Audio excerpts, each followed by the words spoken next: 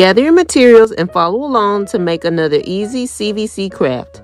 For this project, you need thick popsicle sticks, a Sharpie, and a list of CVC words. Start by writing the words on the sticks in random order.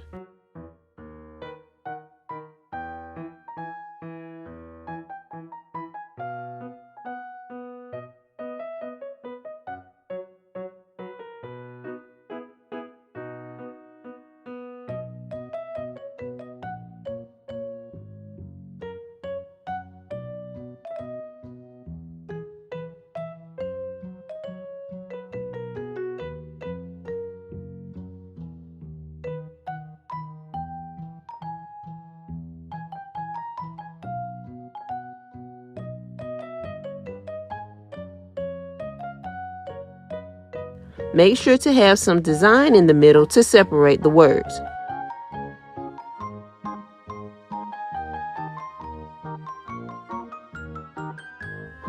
There is no set number, but the more sticks, the better. Divide up the sticks between each player. You can either play by matching up beginning letters or ending letters.